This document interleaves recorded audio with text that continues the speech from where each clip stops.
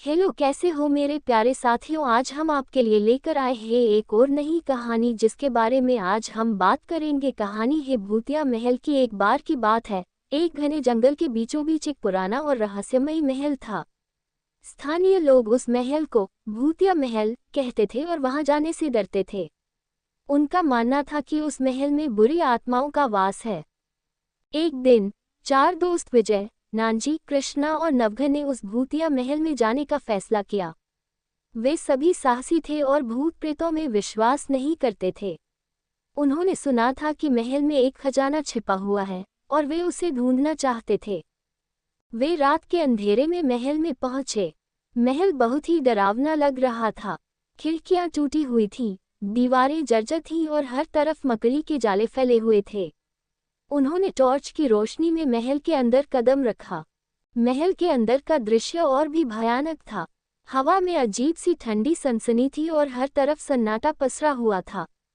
वे धीरे धीरे आगे बढ़े, हर कमरे की तलाशी लेते हुए। अचानक उन्हें एक कमरे से अजीब सी आवाज सुनाई दी। वे डर गए, लेकिन उन्होंने हिम्मत नहीं हारी। उन्होंने कमरे में प्रवेश किया और देखा कि एक पुरानी तस्वीर हवा में झूल रही थी। तस्वीर में एक सुंदर महिला का चेहरा था। अचानक तस्वीर से एक तेज चीख निकली और वह जमीन पर गिर गई। चारों दोस्त डर के मारे भागने लगे। उन्होंने महल से बाहर निकलने की कोशिश की, लेकिन दरवाजे अपने आप बंद हो गए। वे फंस गए थे। तभी उन्होंने देखा कि महल की दीवारें हिल रही थीं और फर्श कांप रहा था। वे समझ गए कि वे बुरी आत्माओं के जाल में फंस गए हैं। उन्होंने एक दूसरे का हाथ पकड़ा और हिम्मत से खड़े रहे। तभी उन्होंने देखा कि एक रोशनी महल के बीचों बीच से आ रही है। वे रोशनी की ओर बढ़े और देखा कि एक पुराना संदूक खुला हुआ है।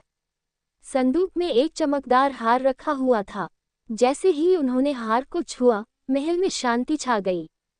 उन्हें एहसास हुआ कि हार ही वह खजाना था जिसकी वे तलाश कर रहे थे। हार में एक अच्छी आत्मा कैद थी, और जब उन्होंने उसे मुक्त किया तो महल की बुरी आत्माएं भी चली गईं।